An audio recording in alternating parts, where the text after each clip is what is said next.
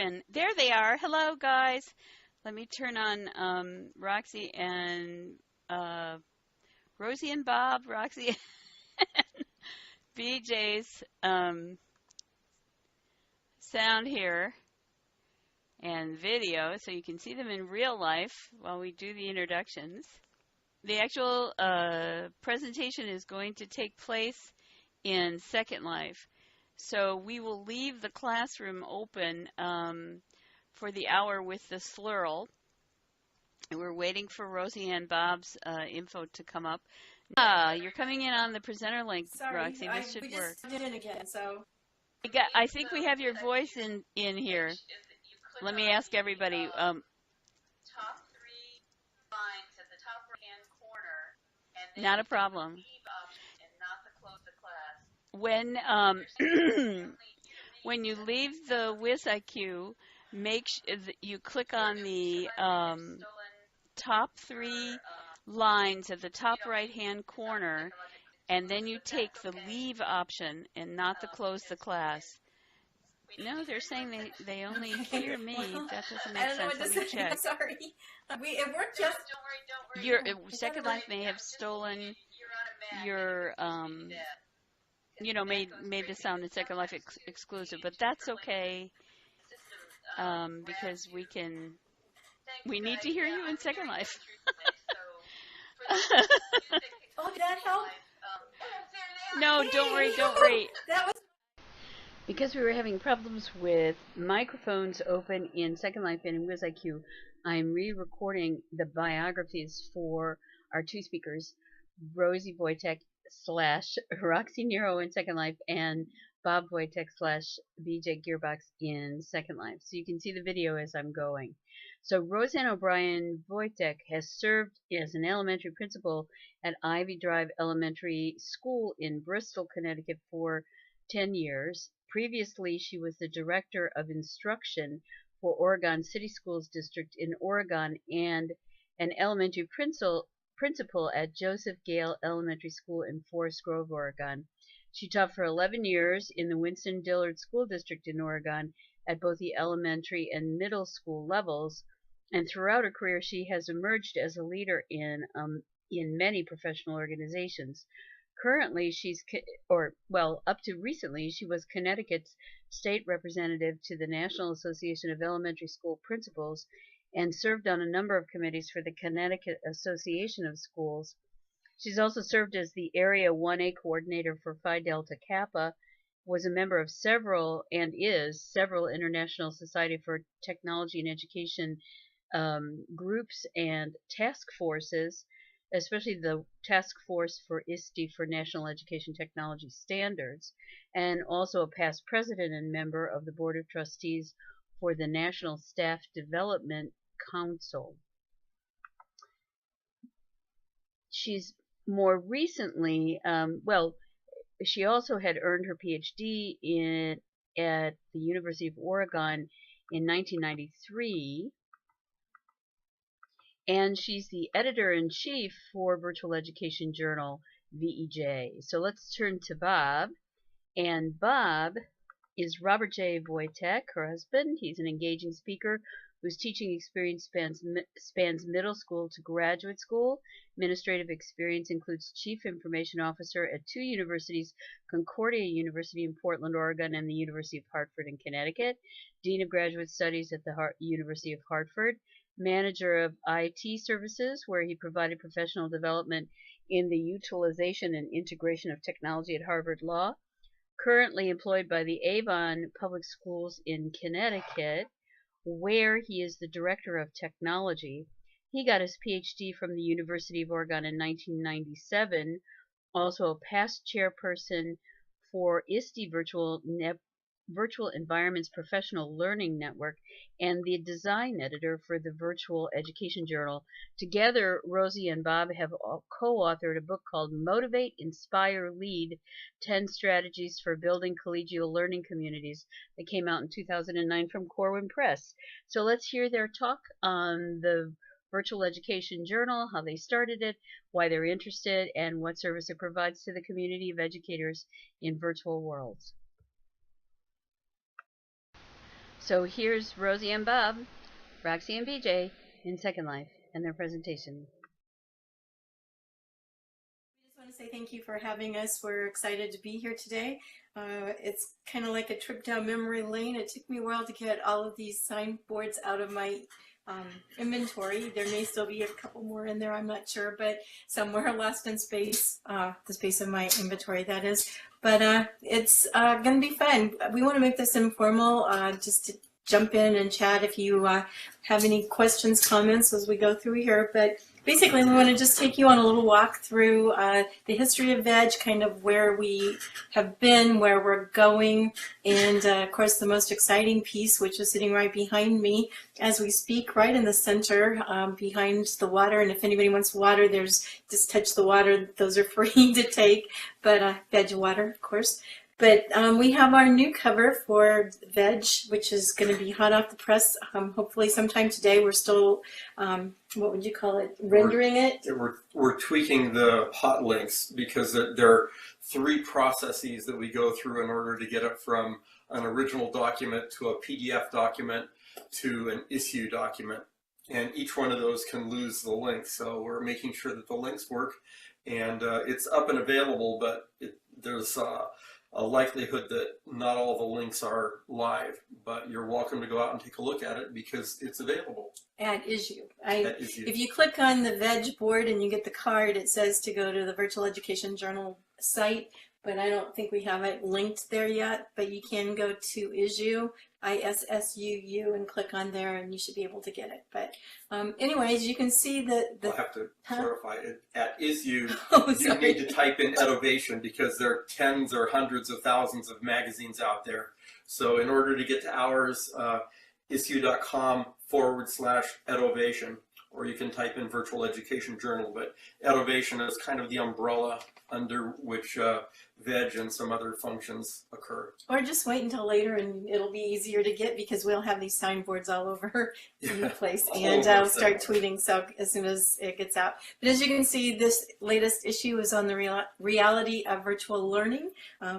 And that would be personal, professional, and collegial. And the other part, and we'll talk a little bit more about this later, but the other part that we're very excited about, so we decided to put it on the cover, is the House of Blues Corner, which was at Virtual World's Best Practices in Education Conference, and we have resurrected it actually on this sim across the way, so you can fly across over Virtual Pioneers and get to where we have landed it, but we just don't have it put together yet. So anyway, that should be coming soon, and we're looking forward to having many, many fun times, some great gatherings, some great conversations at the House of Blues Corner.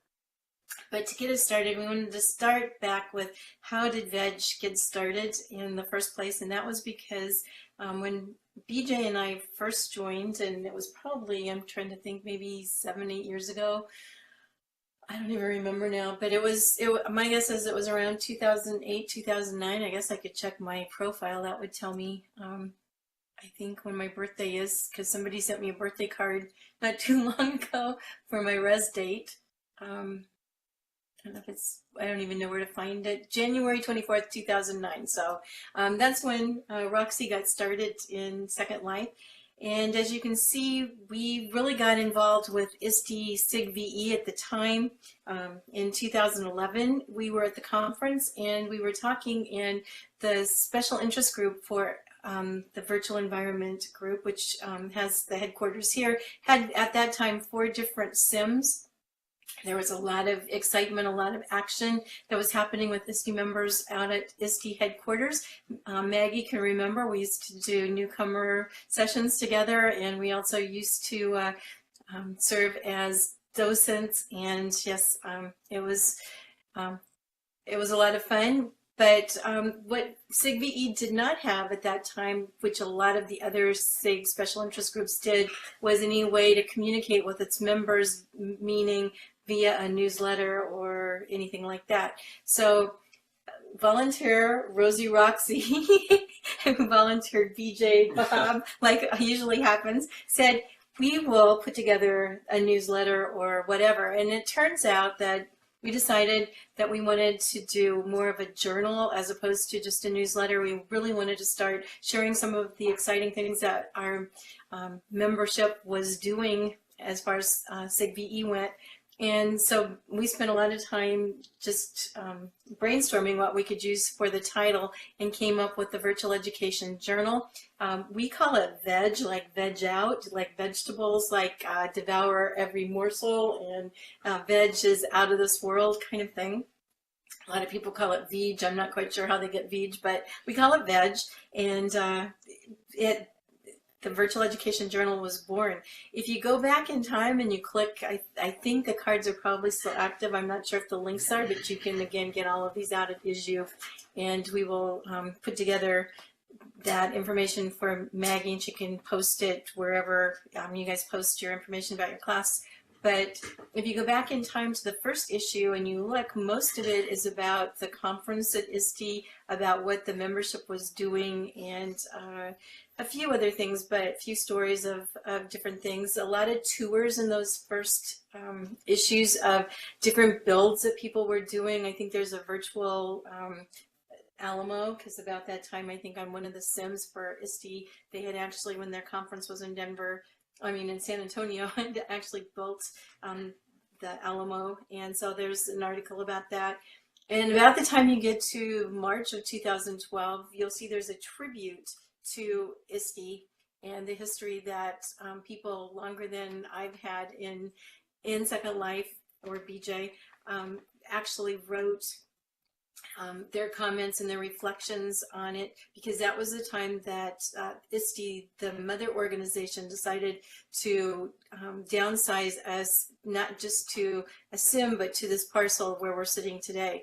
And it was very painful for a lot of us to think that we were going from 4 sims, and how were we going to be able to do it. So you can see a lot of that documented in those early issues of VEG. And one of the things we've always tried to do is to have interviews along with stories about what people are doing, and then try to have whoever was the Grand Poobah, which is the name for the chairperson for the special interest group. We've always tried to have that person write what's happening as far as the group goes. But as you notice, we had the first 5 issues or thereabouts were all done with one kind of cover, and then you get to the other covers, and I'm going to let BJ talk about those, because he pretty much morphed the cover and took over the graphic design for the covers, rather than just me throwing pictures on a page and saying, okay, we have a cover. So why don't you talk about how we changed the covers? It's a progression that we're hoping to continue. Right now we're still using Word as the basic format for the magazine. And in the early days, it was just a complete Word document, but it kind of lacked the feel of a journal or a magazine. It really looked like a Word document with pictures and text. So around 2012, I believe, I think it may be the Worlds Collide issue that we had recently. 2012. 2012. When 2 Worlds Collide. We had recently visited Europe, and I had a picture of the Brandenburg Gates, and we were talking to somebody about a build that had a Brandenburg Gate. So I went out there because it was supposed to be pretty lifelike, and it just kind of fell into place that, wow, why don't we create that transition not just from the real life to Second Life, but a transition from kind of the pamphlet-y look of the old VEG to a more formal magazine. And so we superimposed the 2 Brandenburg Gate images, one as a photograph and one from the build, as closely as we could get the perspective. And it just seemed like, wow, this is the way to go. So from that point forward, we've always had a themed cover as well as a themed issue.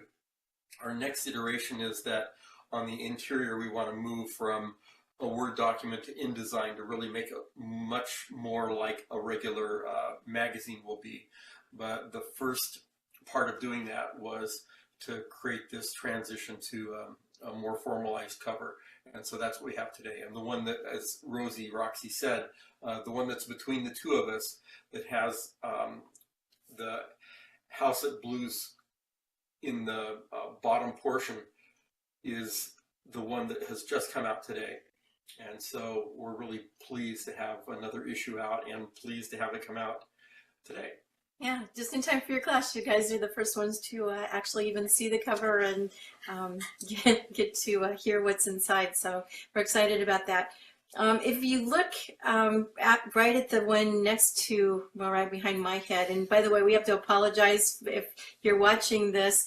You're going to see the little green sign on top of me when BJ's talking too. But in real life, as in Second Life, we actually got married in Second Life. One of the first things we did with the ISTE people was that we're sitting in the same room and so you don't get the echo and everything. We're actually talking off of the same headset or speaker set. So it looks kind of funny when he's talking because it's actually coming through my computer, but just to let you know.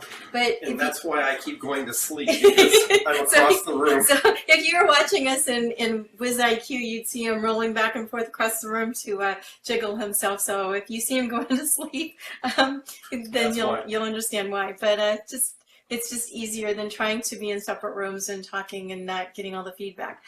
But anyway, on to Got Game, Let's Play. About the time that we downsized in ISTE, a lot of our membership also from the SIGVE group got really into World of Warcraft and getting into some of the online gaming. And games actually started taking off about that time too. So you'll see that probably the very first issue that even talked about games, and especially World of Warcraft, happened in February of 2013. And it was probably one of the most exciting covers that we had done to date, because I think it was Blue, if I'm not mistaken, that sent that picture, and you were able to morph it and transition it and make it into a really exciting cover. I think it's a picture of Abacus, though. Yeah, but I think Blue took the picture. Yeah, I think Blue took the picture, but I could be wrong. But anyway. It's actually taken out in World of Warcraft and was a chance when, Blue's great, and I saw he was on the lineup. But it's really a transition for us as a journal, because it was probably the first time that we really started going out into other virtual environments besides Second Life. And you'll see from there on that we have been in Kitely, Avacon this year for Virtual Worlds Best Practices in Education. We didn't put anything in this issue about that, but certainly we could have, because there was a half of a day of the conference was spent out in Avacon. And in fact, we had the first social, since I serve as social chair for Virtual Worlds, we actually had our first social outside in another virtual world on Avacon as well. So moving along, if you skip to the next signboard, which is the one that says K. Novak Innovator of the Year, it's the first time that we as a journal decided to recognize a person who we thought was outstanding. And so BJ, why don't you talk about what Innovator means? And well, it was just kind of the inspiration of who is really doing something above and beyond in education, using the tools of technology, not necessarily just Second Life, but all the tools that are available to an educator.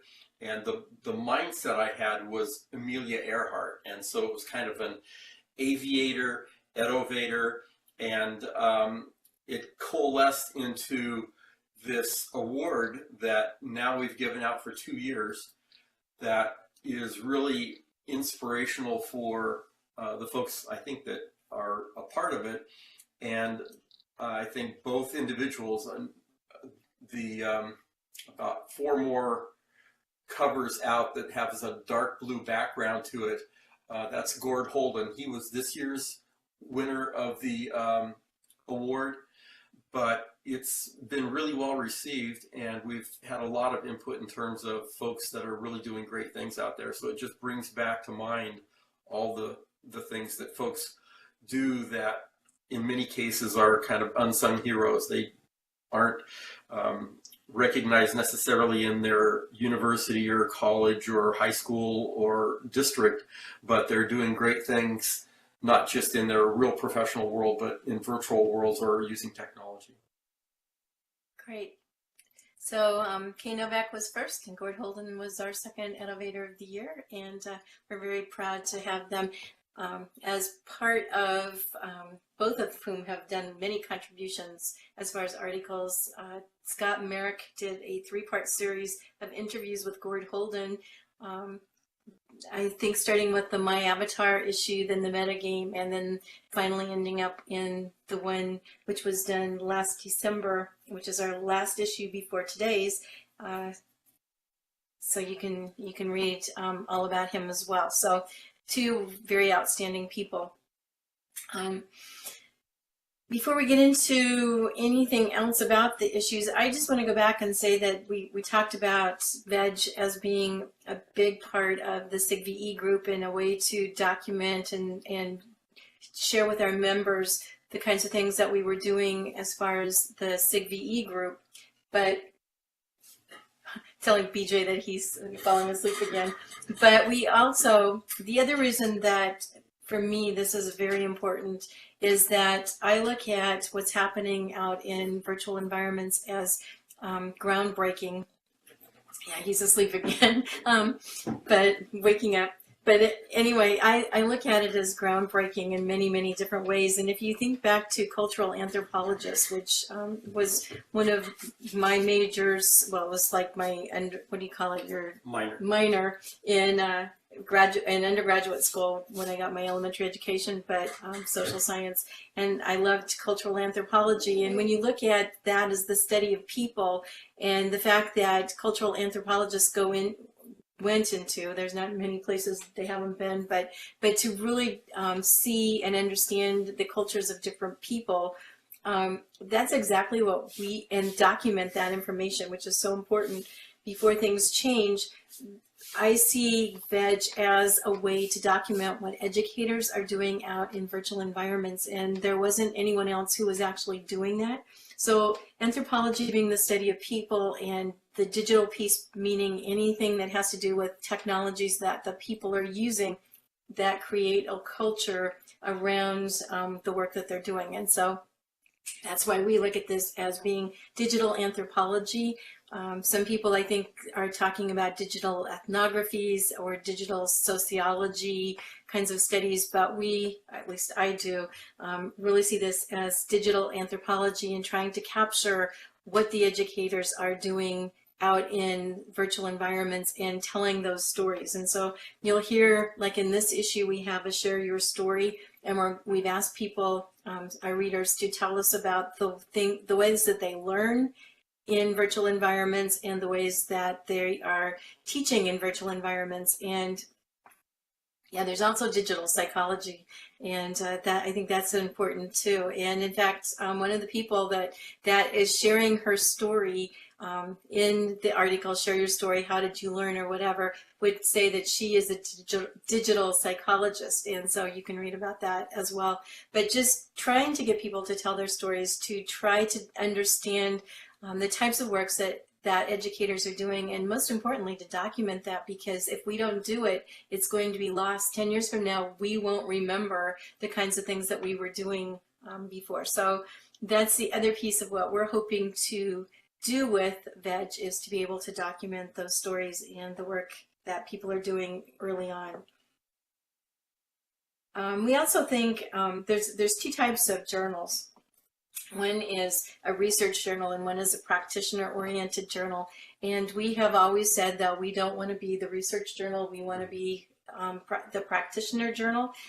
One is just practicality, because a refereed journal means that you've got to gather people in to review each one of the documents that's submitted. And more importantly, for a refereed journal, that's the kind of publication that somebody that's in higher ed in a university aspiring to get tenure needs to be worried about. And what we want to do is we want to turn these around very quickly and have it more as a kind of a comfortable conversation rather than a referee journal which is riddled with references to get in the way of kind of getting our message out. So it's not the direction that we chose. Yeah, it's also, we are a volunteer-run journal, and we rely on our volunteers. And as you know, our journal, I say this all the time, is only as good as the people who write for us make it. And so we spend a lot of our time trying to just get articles, let alone trying to find people to read them and referee them. So maybe someday we can, I still want us to be practitioner oriented, because I think that is really important to hope, you know, there's always going to be the research studies, and we can take those and transition what the research says and show how it's working in virtual environments. And that's the piece that I want to do. I want to be take the theory and turn it into practice that other people can use and follow. And so that to me is what VEG is all about. But anyway, so moving right along, because we've talked about that, I guess what I'd like to say is that the types of stories that we've done in the past, we've done tours, we've done how-tos, like I said, we do a lot of reporting about what ISTE SIG-VE, which is now morphed into the Virtual Education Network for ISTE, so they're now VEN instead of, you're asleep again, Bob, so just ignore him, he's really awake here in the background, but we have changed the names at ISTE from special interest groups now to virtual education networks. And so we are the Virtual Environment Network. And so you'll hear people talk about VEN, even though I still talk about SIG-VEs. It's hard to teach an old dog new tricks, I think. But anyway, so we do a lot of those kinds of stories. We love to hear what educators are doing, how they're teaching, what they're doing with their students. Our next issue after this one is on Minecraft. It's going to be, the title is going to be Mining the Craft. But basically looking at what people are doing out in Minecraft. VISTE, the Virtual Education Society and Technology from Virginia. So Virginia Society of Technology and Education, or however their name is, but VISTE, they actually have their own sim, has been doing a lot in Minecraft. So I'm hoping that they will be writing some articles for us, as well as other people that I know are out there in Minecraft, my school included. So I'm hoping that we will be able to really capture what people are doing in the world of Minecraft. But we also, just because we have a theme doesn't mean that that's the only thing we print and publish. So we will also be looking for other stories as well about things that are happening. And I know that we will be getting ready for the ISTE conference. So there'll be some preliminary things happening there. In this particular issue of VEG, we actually have Kay Novak and Grid Jumper and Abacus Capolini, Kinova. Anyway, those the three of them have put together a call for Machinima, because we will be doing a Machinima Fest again at the ISTE conference. So that's in this issue as well. We wanted to talk just a little bit about our favorite stories. So I'm going to tell you mine, and then I'm going to let BJ tell you about his. And then we would love to hear from any of the people in your class what their favorite stories were in previous issues. So you can basically go back and scroll through all of these different issues and check out and just let us know what your favorites are. But for me, and we didn't talk about it, but over in the corner, there's a cover that says My Avatar and Me. And for me, and it actually kind of started with Maggie. She wrote an article, and I think it may have been in the Out of This World issue, but she was writing about herself and how she got into Second Life and just her journeys, and it just kind of hit that this would be a great article and a great way to learn about the people behind the avatars and find out about the URL into the chat for the spot on issue. Yeah. Can you type in while I'm talking? I don't know what I'm supposed to we'll put it in a minute before we leave. Sorry. Because I'm not sure. I don't know what the question is. They want the address for issue. What is it? issuu.com/edovation. That's it? Okay. There you go. Okay, so we put it in.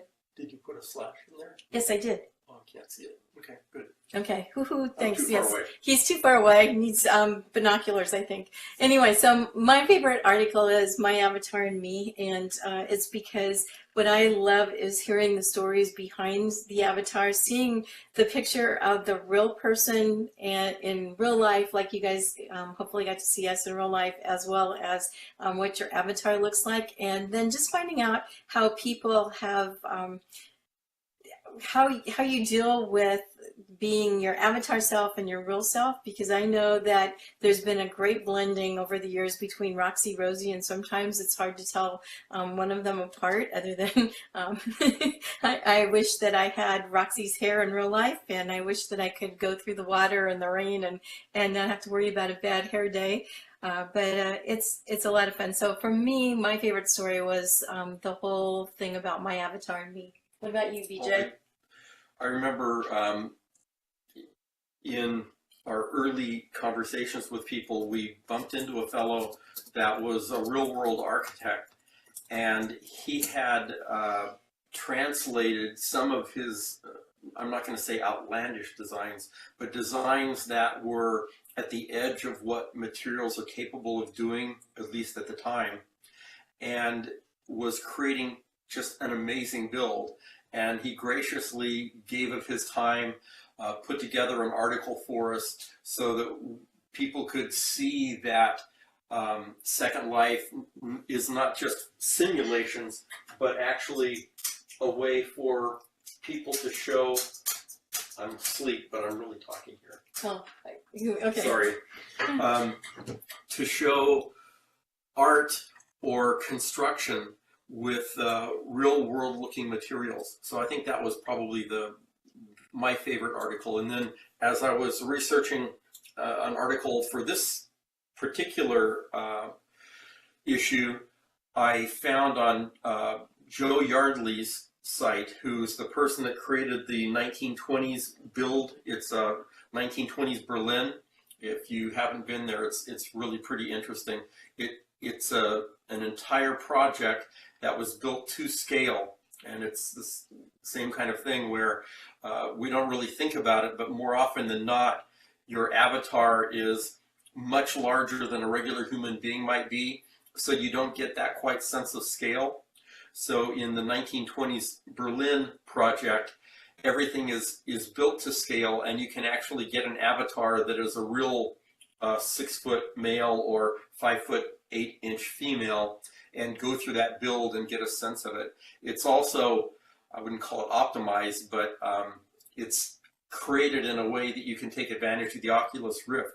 And if you're familiar with that or you're not familiar with that, it's a device that has kind of a set of goggles, and there's a monitor for each eye that gives you stereoscopic vision, which has the depth of field. And wearing that in some of these builds in Second Life, wherever you look, you can see what your avatar sees. You're looking through the eyes of your avatar as opposed to from behind and over their head.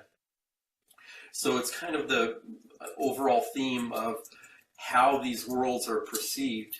And also in that research, I bumped into a build that's not in Second Life, but it's something called Unity 4, which is another creation engine. And on YouTube, and there's a link to it in this latest issue, there's a Paris 1.0, a 1.1, and a Paris 1.2, which is a highly detailed model of the inside of a Paris apartment that really gives you that immersive feel. So I guess those are the themes that were resonating with me. That's cool. And it's a great segue into the next thing that I'd like to talk about, and that is hot off the press. Issue is April 2015, The Reality of Virtual Learning. Anything else you want to say about, because BJ did, as he said, write an article for Oculus Rift, using Oculus Rift in this issue. Anything else you want to add to what you just said? I guess it just comes down to totally amazing. I'm currently Director of Technology for Avon Public Schools, and the program that I created at the high school many years ago has continued to morph, and it has gone from one person, which was me, into 3 full-time people, and one of the areas that they are now concentrating on in that modeling is gaming. They're actually creating games. So they use Unity, they use some of the other engines and create these 3D environments, much as Second Life is. And so in that role, I got an Oculus Rift for the high school students. And now in high school, students are building these 3D models that are immersive. So I can't tell you what a long stretch that is from the kind of high school experience that I've had. And so just the whole idea that students can create a 3D environment that leverages an Oculus Rift and can create that kind of immersive space is pretty mind-boggling. So you think about what they'll be able to do when they graduate from college, and it's really off the charts. Okay, so so there's that story that you can check out, and I think you've got some video in there as well. And the other, for me, the most exciting part, and I always read every article and check out every link before we ever go to press. And for me, before and after, yes, because like BJ said at the beginning, we do have to go back and make sure all the links work, so that usually takes us a while. But for me, the most exciting article that I've done in a long time, and I always think every issue I think is better than the issue before, but this one, the interview that I did for this issue was with Gentle Heron, Alice Kruger.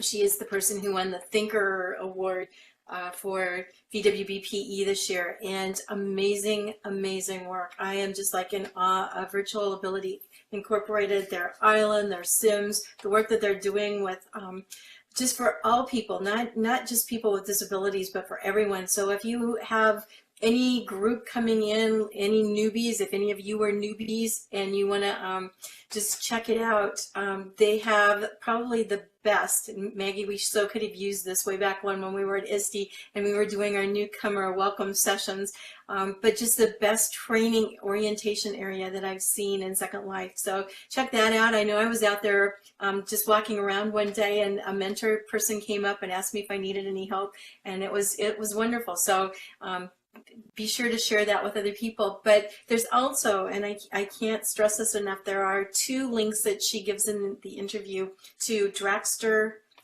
movies, videos, and both of them are short. They're like 4 minutes and 3 minutes or something, but both of them talk about the work that is being done through research on with Virtual Ability Incorporated, and just amazing. I can't wait to hear the final results of the study. I think both of them are on their 2nd year of study, of a 3-year study, but it's amazing how we can transform people's lives and help them to just get in world and do things that they couldn't do otherwise. So for me, it's probably one of the most uplifting articles that we've done in a long time. Anything else you want to say about that? I was just looking on my phone, and ISU now has a mobile app, so even if you're not at your computer, you can go out to ISU and take a look at the Virtual Education Journal. So it's same address.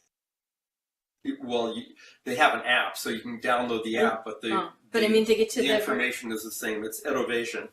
Okay, so. And it's available as a publication, and it's on the mobile app as we speak. Okay, so he's sitting looking at his phone as we're talking. Yeah, sleeping again at the front of the room.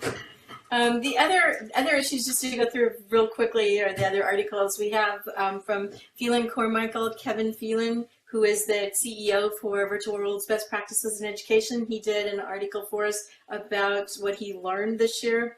We have an article with some pictures, great pictures, about Get Your Mojo On, House of Blues Corner. And so hopefully you'll enjoy that.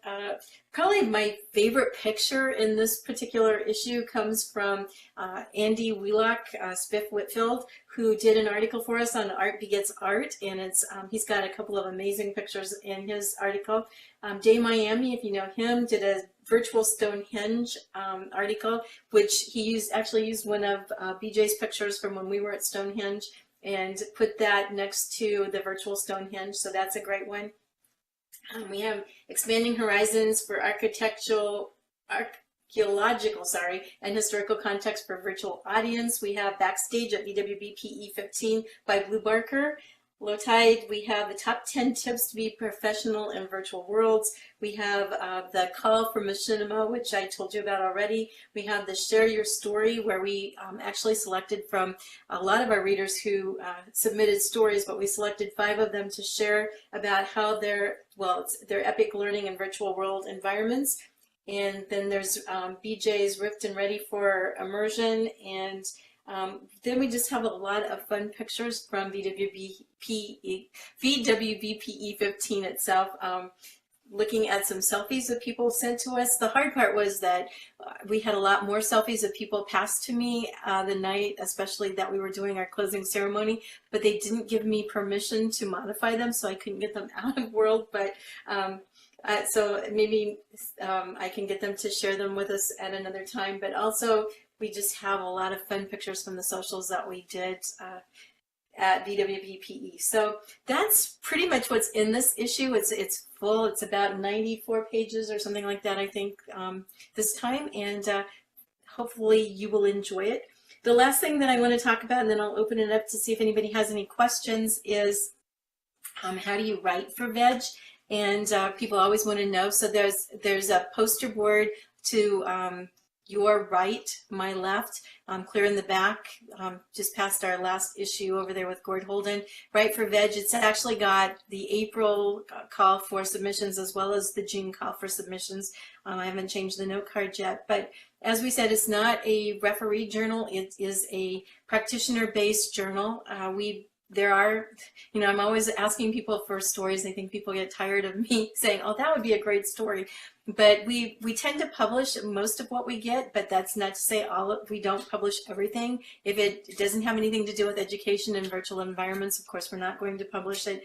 And there are just some things that we don't think are appropriate for K-12 or even K-16. And because there are, believe it or not, high school students who are reading our journal, and we have had some high school students publish articles, I tend to make sure that the content is appropriate for them as well. So those would be the only reasons why we tend not to publish stories. But we're looking for, and we will take any, people say, well, what font do you want? How long do you want? I can take the font and change it, but we use size 14 as the font size. Pictures should be the highest quality that you have. Highest resolution. If you're doing a screen capture, you need to get it as big as possible so that if we do shrink it down, we have the flexibility in cropping out an area and not letting it get pixelated. So the highest resolution image, but it can be a JPEG, a GIF, a PNG, but we can read just about any graphic format. So if you don't have access to anything else and you wind up with just a Photoshop file, that's certainly doable as well. So we would love to have all of you write for us. And if you have any questions, I will put my email in here, but just send, oops, I'm typing, but it's not going anywhere. Just send your questions to me. It's also on the note card over there. And send your submissions. I always tell people, if you're trying to contact me in Second Life, please send me a note card, because my emails are always, my whatever you call it, IMs and everything are always capped, and I'm losing stuff. I do have it set, so sometimes I'll get it in my email, but not always. So send me a note card if you have questions, and also feel free to send to my email address. Just put VEG in the headline, because or the subject line, so it stands out and I don't miss it. I think that's pretty much what we wanted to talk about, but I don't know if anyone has any other questions, something that we might have missed. I started out by saying this would be a conversation. I feel like it was BJ and I having a conversation, but dialogue here. But if anybody has any questions, we would love to take those. How long does it? It's a lot of work. We're, like you can see, we've already started planning. Actually, at ISTE last summer, we sat around and brainstormed what we wanted the themes for this year's VEG to be. From start to finish, I send out a call for people to start writing, and I will be doing more advertising about that. And then the stories start coming in. I need to stay on top of people, because a lot of times people forget about the fact that I need their stories or when the deadline is, and I always try to set the deadline for at least a week before I know that I'm going to be publishing it. I try, as you notice, we started out the first year and it was like 4 issues a year, and we tried to do that, but because of me being an elementary principal, BJ being a full-time administrator in his district, and the fact that the last couple years we have been bombarded with so much training, being anything from the Common Core to Smarter Balanced Assessments to new teacher evaluation. That takes a lot of my time. And I have to tell you, where I used to love to come home and write on the computer, used to come home and explore Second Life, the last thing I want to do after working all day at school, because I have, as an elementary principal now, so much time spent on the computer writing reports and teacher observation reports and evaluation reports, that the last thing I really want to do is spend time even in world and on the computer. So I tend to right now have the timing of the next issues around my breaks. So right now this week I am in April break, and so I have the luxury of being able to put the issue together. So even though for the last probably 3 weeks especially, I have been hammering people to get their pictures, their articles. It actually took about, I would say, 3-4 full days just to sit down and edit and put everything together. And so it's quite time consuming, but it's,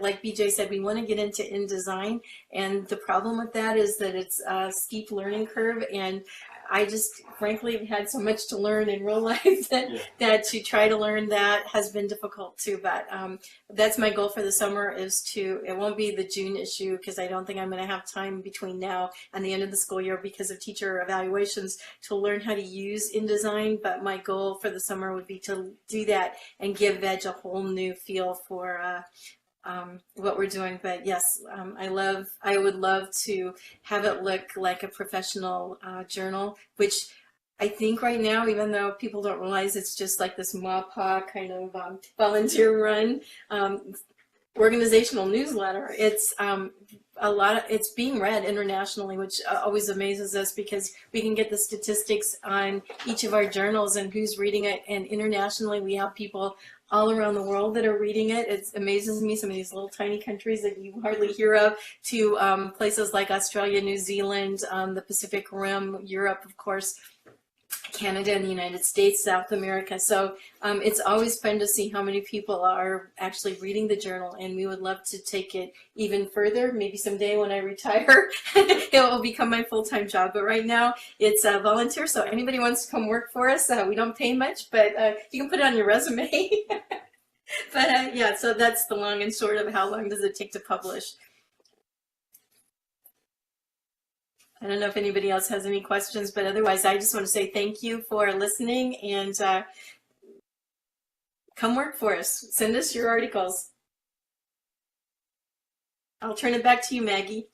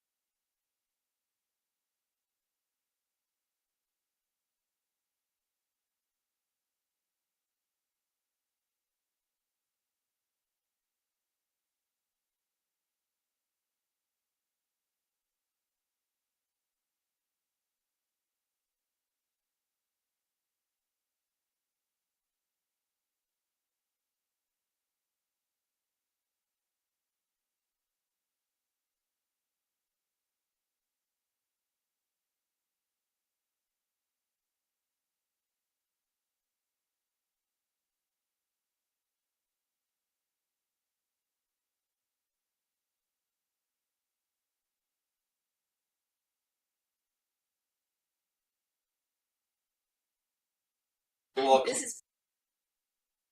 It was fun.